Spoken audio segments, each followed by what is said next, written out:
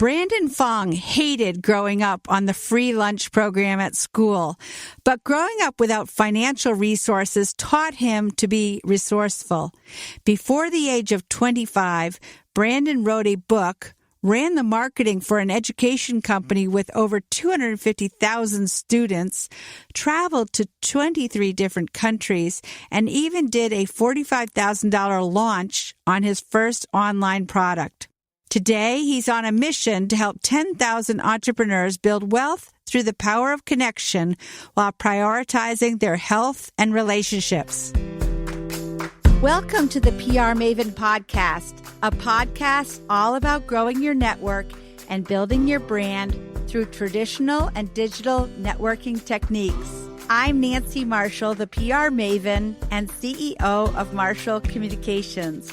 I've been strengthening brands through PR for over 35 years, and now I'm celebrating the success of executives, influencers, business owners, and entrepreneurs from all around the world, all of whom have cultivated their brands and broadened their networks through traditional and digital networking methods. Each week, I interview one of these interesting and influential individuals and provide an opportunity for you, the PR Maven Nation, to gain insights from their strategies and stories. So stay tuned for this week's episode, and thanks for listening.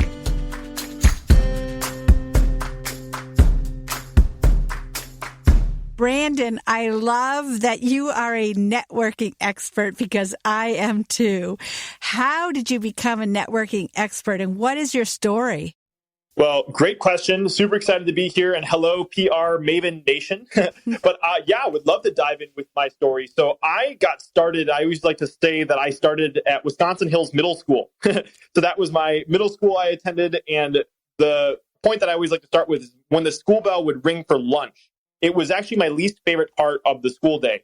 And the reason why is because the hallways would flood with all the sixth graders heading to lunch. And if you look closely, you'd see little nerdy Brandon hanging out behind everybody else, procrastinating on his way to lunch. I had an incredible Bugs Bunny gap between my teeth with these nerdy glasses. And the reason why I didn't like going to lunch so much is because I would go through the lunch checkout line. All my friends would be behind me. I'd have my plastic tray filled with whatever lunch was for lunch that day, and I would type in my student ID, and then up on the computer screen, it would show the words Brandon Fong, $0.00. And the reason why it showed that is because my family qualified for the free lunch program, and I was super embarrassed. Some days I would hide out in the bathroom. Some days I would try to distract my friends from seeing it. The reason why I tell that story is because back then I used to be so frustrated because I didn't have the resources. But what my parents taught me is that if you want to be successful, it doesn't matter about having current resources. It matters about learning how to be resourceful. And one of the number one ways that you can learn how to be resourceful was learning how to connect and develop relationships with people. So I'm so grateful for my parents, and they would even let me skip school when I was 16 years old, and they would let me go to these local networking events and meet with people that were literally 4 times my age. And so that's kind of how I got my start with networking. Is that was my first experience being that 16-year-old. And so I practiced learning how to get out of my comfort zone, having conversations with people for many years. And if you fast forward to 5 years later, I ended up using those connection skills to connect with a successful entrepreneur. And it turned into an incredible relationship where I ran his marketing for 3 years. I helped add while I was on the team, we added over 100,000 students to his online courses, 1.5 million downloads to his podcast. And I know, Nancy, you're a traveler yourself. So during that time, I got to travel with my wife. We've been to 23 different countries together. So that was absolutely incredible. And then also, Jonathan got into a very high level group called Genius Network, which is a 7-figure group for entrepreneurs. And it costs $25,000 a year to attend. And I got to attend those meetings and network and learn from some of the world's most successful people there. And so there's really 2 main reasons why I tell that story. One is because I learned the power of what one connection can really do for you. And I truly believe that if anyone listening to this right now, you're always just one connection away from really getting to that next level in your life. So that's one thing, is that you're just one connection away. And the second thing is I grew up in that family that didn't have that much resources financially, but I had the opportunity at age 22, being the youngest member in Genius Network and working with incredibly successful entrepreneurs and seeing what it was like to be incredibly financially successful. And I realized there was more than just the money, right?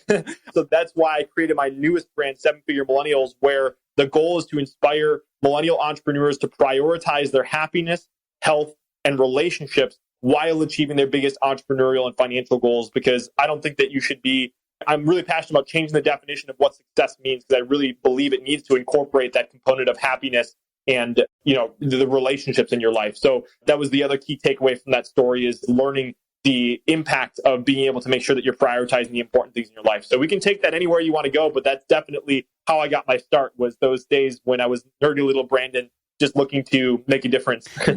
I love your story, and hats off to your parents. Are they still alive, Brandon? Oh, yes, absolutely. Yeah, I learned so much from them, and very, very blessed to have them. Yeah, I love what they said to you about it's not really what you don't have now. It's what you can have if you have the right mindset and the right connections. I know my mom, when I was considering what college to go to, my mom used to always say, it's not going to be what you learn in college. It's going to be who you meet. And that network of people will serve you throughout your life. And she was so right about that. My mom's 87 years old, and I am so grateful to her for what she taught me. My late father, too, because he was in sales, actually. He was an electrical engineer who also sold electrical equipment, and he understood the power of having a network. And also what you're saying, too, about health and happiness, because really that's priceless. Absolutely. Yeah, there's a quote. I might butcher the exact quote, but it's like, a man who has his health has 1,000 goals, but a man who doesn't have his health only has one. That's obviously to become healthy. So I think it's really important to make sure that that's prioritized from the very beginning. I agree. And I'm a big one for happiness, too. That's one of my priorities in life. I love to be happy. So, Brandon, what about 7-Figure Millennials? What's that concept? Yeah, so I think I touched on it at a high level, but I mean, another inspiration behind it was the quote by Jim Rohn, become a millionaire not for the $1 million, but for what it will make of you to achieve it. And I truly believe that as entrepreneurs, our business is an external reflection of what is going on inside of us. And I've learned from very successful entrepreneurs that whenever you're looking at getting to the next level, it's not the shiny new tactic. It usually has to do with your mindset. And so that's why I'm so passionate about entrepreneurship. Is, to me, entrepreneurship is a way of adding value to the world, and it's a vehicle that allows you to practice getting better every single day. It's kind of like meditation. It's like whenever you're sitting down, you're trying to clear your thoughts and you're bringing your mind back to the present moment.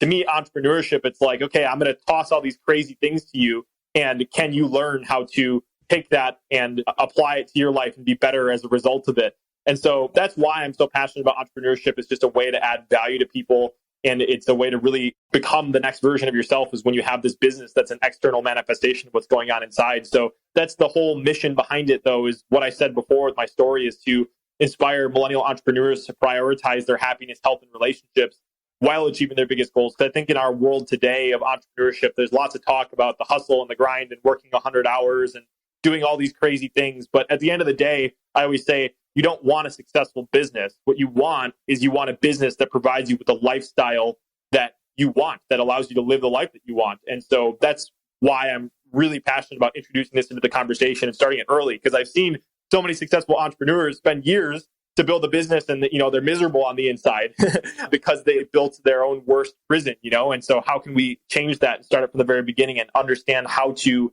build a business that at its core makes us happy and builds the life that we want?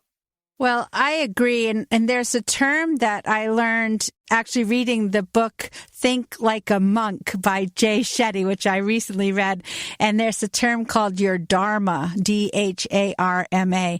And that's like the thing that you were born to do. And I'm so grateful that I discovered the thing that I was born to do, which is public relations, when I was, probably still a teenager. And I think people who are entrepreneurial and who can discover their superpower early in life are so blessed, because because then it's not really work. It's just your life and you're doing what you were born to do. So that ties in with my next question, actually, which is about personal branding, because I think personal branding is really owning your unique superpower and being able to convey that in order to grow your network. And how has personal branding helped you, Brandon? Oh, it's been everything. Super grateful that I kind of started studying it and learning from incredible people from the time I started college and even before that. And to me, having a personal brand is really like, what are people saying about you when you're not around? Like, how are you communicating yourself in a way and sharing your story in a way where people can understand that and share that with others? And like, what feelings are you evoking when they hear your story, when they read content or consume your content online? So for me, it's really, as Joe Polish says, or I think it's Joe Polish or Gary Halpert, it originally comes from. It's like, how can you can and clone yourself? And in today's world, we're so lucky to have all these different platforms where we can have many clones of ourselves running around in the form of content or other online mediums. Like, how can it really allows us to expand our impact beyond what we could ever do if we were just talking to people one-on-one. So how has it helped me? It's really been a constant study of learning how I can produce leverageable assets that represent who I am and can make an impact on a deeper level when I have them kind of working for me. They're like little mini-me's running around, I guess. So for me, it's just been incredibly valuable to like learn how to go about the process of writing a book and leveraging a book to get your foot in the door and develop incredible relationships with people. And I've recently launched my own podcast, the 7-Figure Millennials podcast. And that's another aspect of my personal brand that I leverage to help develop relationships with people, as I'm sure you have yourself, Nancy, getting to talk to all the incredible guests on your show as well. So for me, it's really just been an incredible way to study and learn about how to distribute my content, my message, and my story to open the doors to incredible relationships in my life. Well, it's clear to me that you had good mentors, so I'm really glad that you found people early on in your life and your career who taught you about the value of a personal brand, because you certainly can articulate it well and you're living it. You're a living example of a young person who has really grown into your personal brand, and you've shared it in so many ways, including a book. And I think, as the author of 2 books myself that I published, within the past 5 years, a book is the best business card, really, when you meet someone new and you can give them a copy of your book that really lays out your beliefs and your values and your mission in life. I think there's nothing better. Absolutely. So, Brandon, how has your personal brand opened up new opportunities? Man, so many ways. I mean, I think when I told that story of being able to kind of get my foot in the door and start working with Jonathan Levy, the company Superhuman Academy, where I was running the marketing for very, very early on, that if I hadn't been focused on my personal brand, like I wrote my first book, I think I was 20 when I wrote that book. I wrote it in college. And so like that kind of like opened the door to me showing that, hey, I'm somebody that is doing non-traditional things to really try to push myself forward at an early age. So it's like that opened the door to my connection to Jonathan. And then Jonathan, my personal brand, kind of expanded to include all the work I was doing at Superhuman Enterprises. And that kind of helped me when I was working and networking with the Genius Network crowd. And that opened the doors to another incredible high-level mastermind or strategic partnership network that I've been a part of. So to me, it's always kind of like one new aspect of my personal brand always opens little doors. There's another quote by Joe Polish. I think it's Joe Polish again. I keep quoting Joe today. I guess he's the one I'm quoting, but it's like tiny hinges swing big doors. And it's like every relationship that enters in my life, I believe, is an incredible opportunity to develop that relationship and leverage it to swing bigger doors. And so that's really how my personal brand has helped me. It's just like opening those doors, opening those conversations. And like I said, from my story in the beginning, I believe that you are just one connection away from that next level in your life at all times. And so I'm always looking for that next, developing those genuine relationships with people, because you just never know where it's going to take you. Brandon, the more you talk, the more I think you're a mini me. I love it. Yeah. So you definitely have the same attitude about meeting people and opening doors as I have always had. And, I'm so grateful that it has always come naturally to me. And it sounds like it has come naturally to you as well. Yeah, very grateful for that. And I guess I have my parents to thank for that as well. Yeah. So LinkedIn, obviously LinkedIn is a really important tool that I believe all professionals should be using. And how do you use LinkedIn to enhance your brand? So LinkedIn fits within the whole universe of another way to kind of open up your personal brand, right? So like I love LinkedIn as a platform, but I always like to think about it from the first principle perspective. So it's like a first principle in science. It's like, it's the thing that can't be deduced anymore. So once you understand the first principles, you can reason back up and create anything. So to me, LinkedIn, yes, it's a phenomenal platform, but I think understanding the first principles before it that go into making any kind of online platform, whereas LinkedIn, Facebook, YouTube, whatever it is, that's really the important stuff. And to me, the reason why LinkedIn is so special is because the first and the upfront part of it is being able to tell your story in an impactful way. And that's what your summary is for.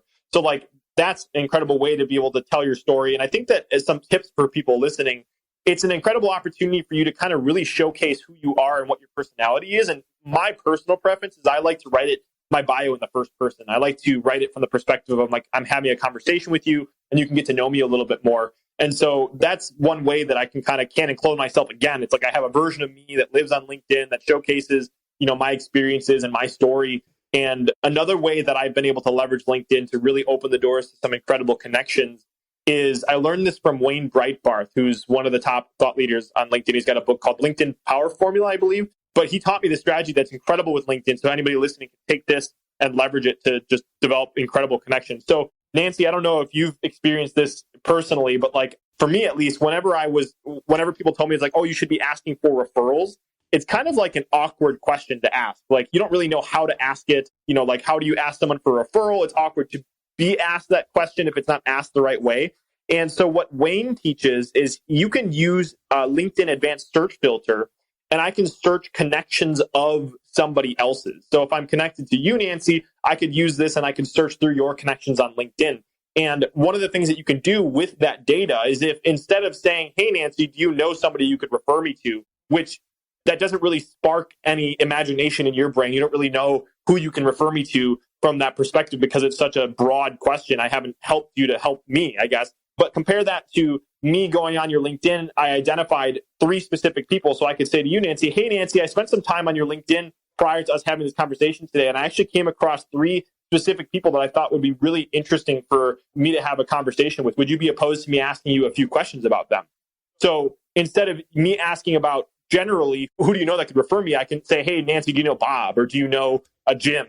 and have a specific conversation around them. And when you can ask a specific question like that, it really opens the doors to getting warm introductions and really expanding your ability. So those are some of my favorite things to talk about on LinkedIn, is just as an opportunity to tell your story. And then that LinkedIn multiplication strategy that I learned from Wayne has been very valuable for me as well.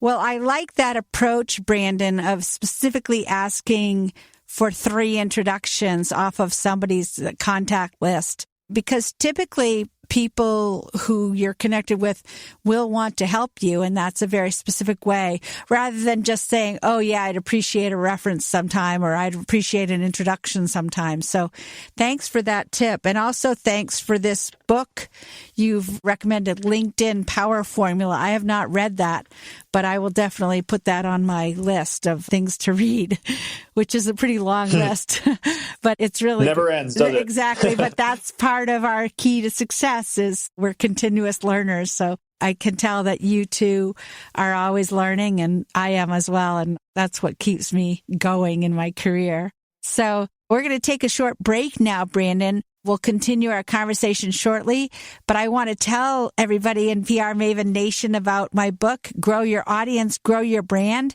It's now available as an Audible edition. I recorded it here at the Portland Pod in Portland, Maine, where I am today. And you can now purchase this Audible edition, and it includes actionable advice on growing your network and growing your personal brand, just what we're talking about today, and how to grow an audience and take care of your audience. So we'll give away a free Kindle version if you go to prmaven.com/giveaway. And we'll be back in just a moment with more from Brandon Fong.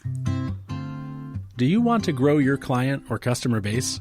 Perhaps increase brand awareness? Maybe tell your unique story more effectively? Of course you do. but you may be worried that you don't have enough expertise to make that happen. Well, no worries, PR Maven Nation.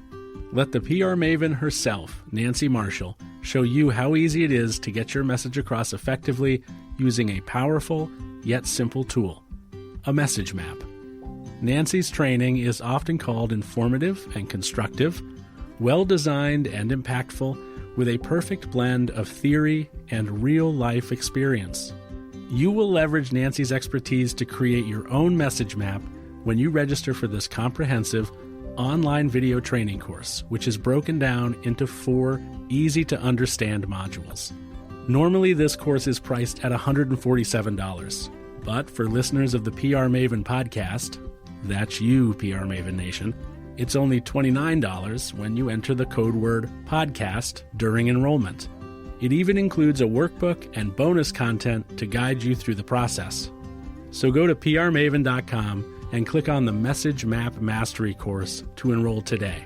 Remember, enter the word podcast during enrollment for a special discounted price of $29. Welcome back. Today we're talking with Brandon Fong, who's an entrepreneur, marketer, author, and world traveler, a lot like me, actually.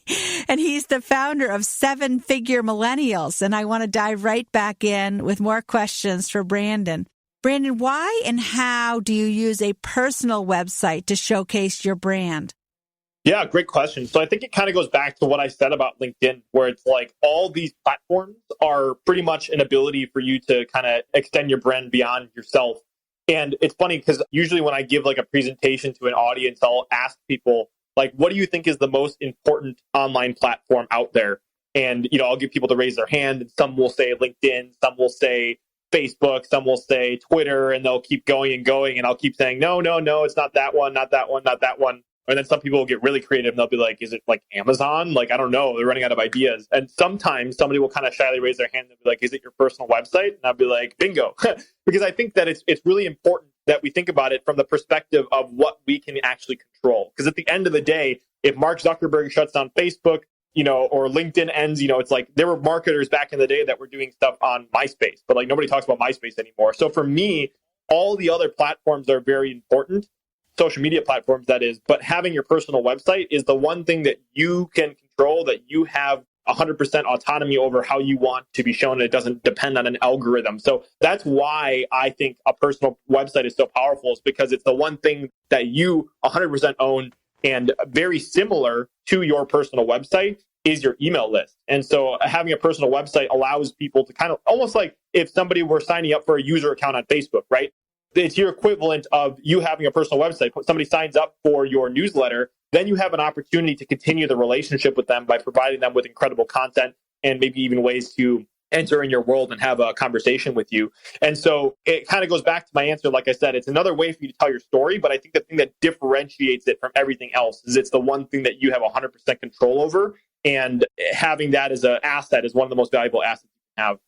I agree, absolutely. And I do believe, too, that an email list is one of the most valuable assets of any small business, because people covet the space in their inbox.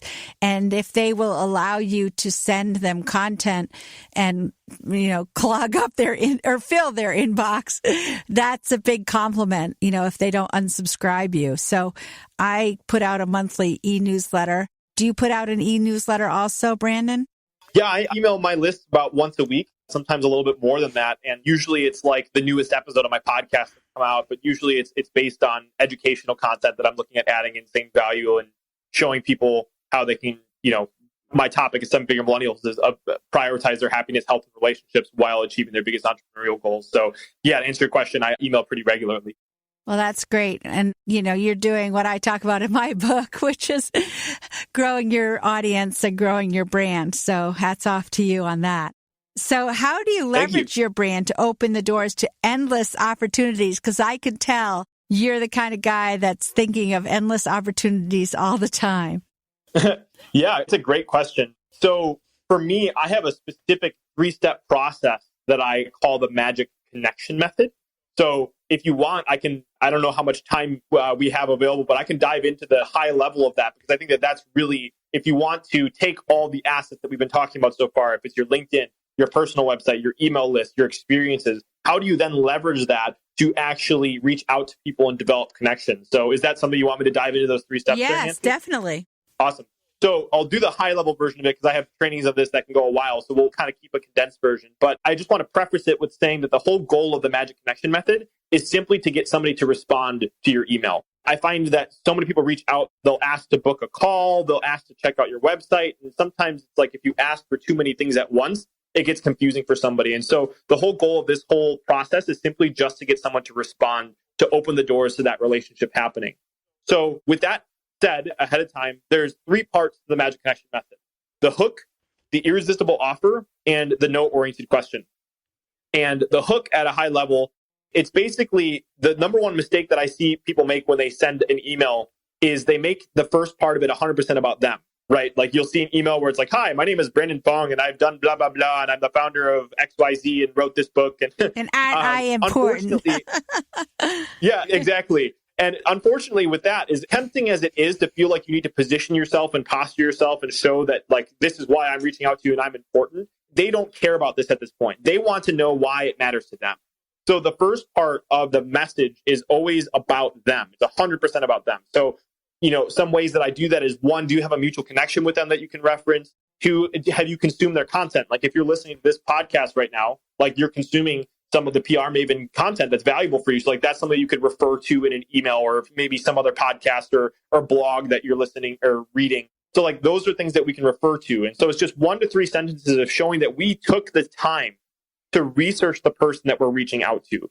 Because, in this world today where people are doing so much rooftop marketing, right? They're screaming and saying, hey, like pay attention to me. We just really want to show that we care about the person that we're reaching out to and that we actually did research on it. So that's just 1 to 3 sentences, pretty concise, just showing that you actually took the time to research them.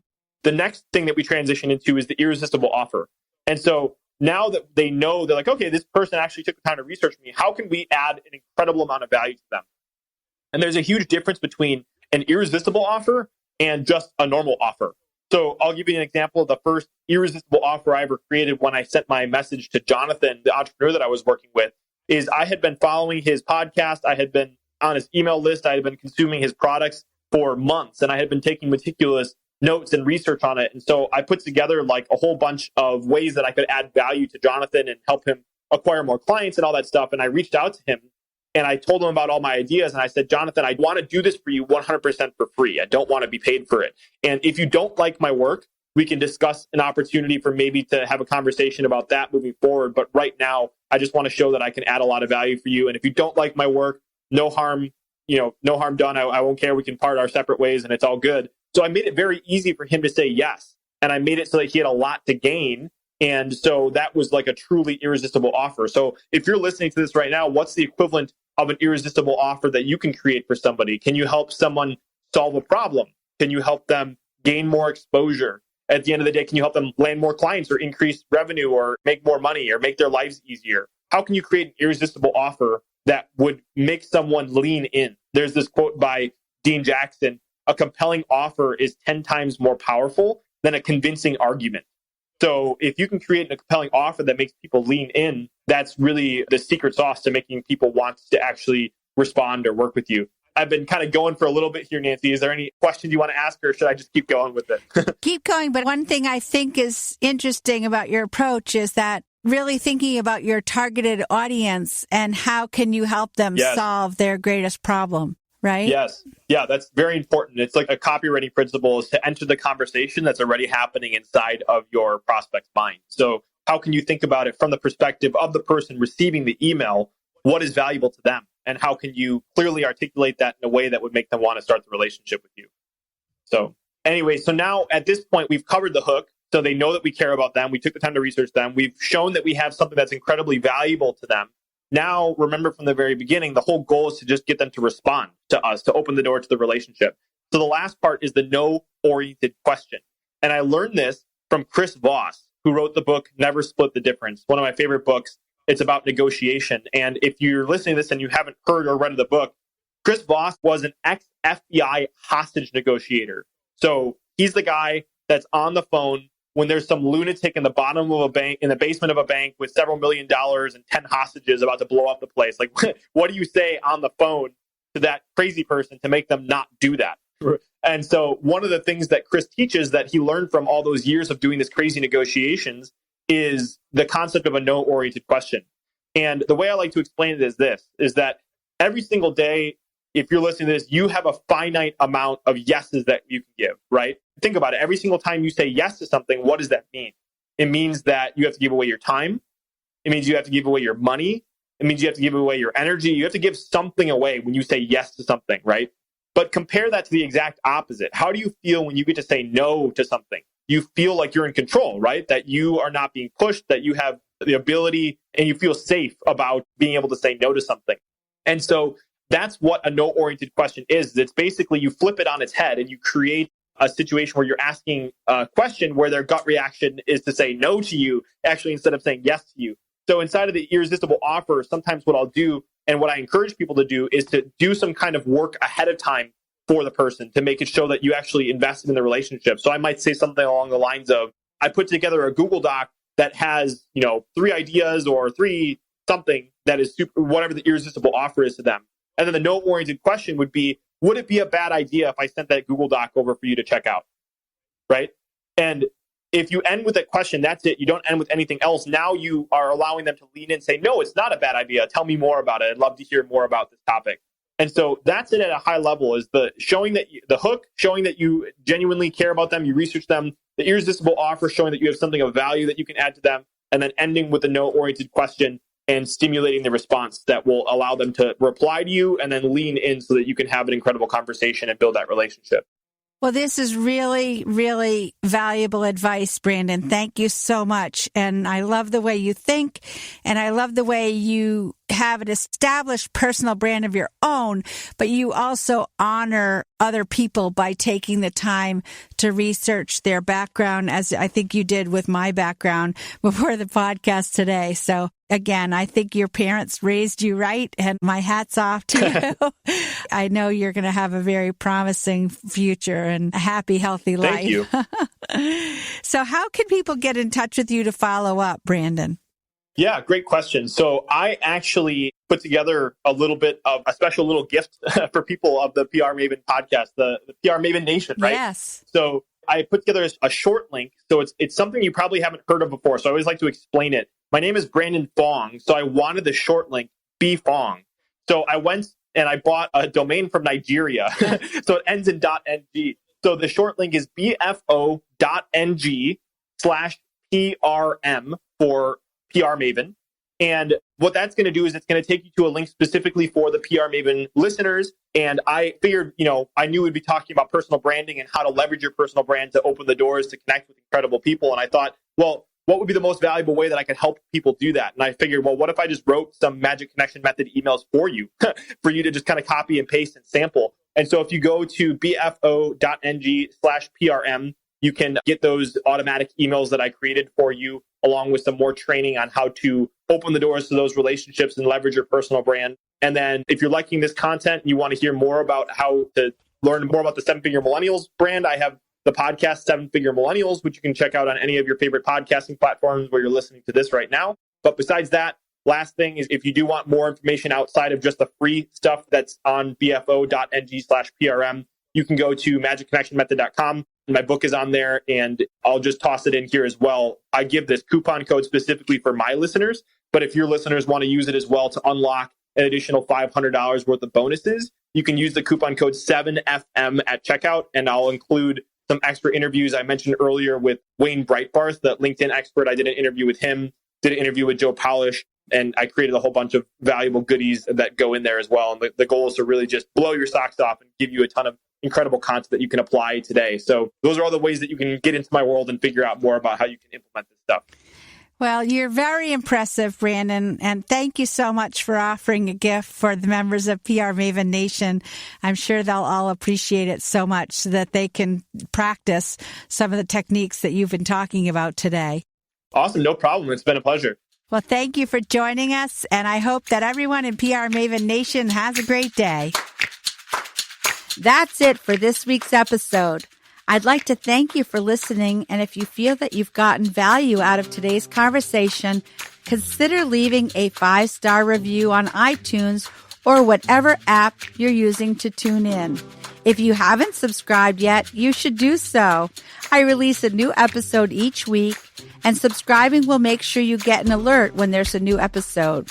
You can also join the PR Maven Nation by going to prmaven.com/nation and clicking join. It's free, and it's a great community of like-minded individuals who are all looking to learn and grow from one another. If you have an Alexa-enabled device, be sure to add the PR Maven Marketing Minute to your daily flash briefing menu. Thanks again for listening, and have a great rest of your week, PR Maven Nation.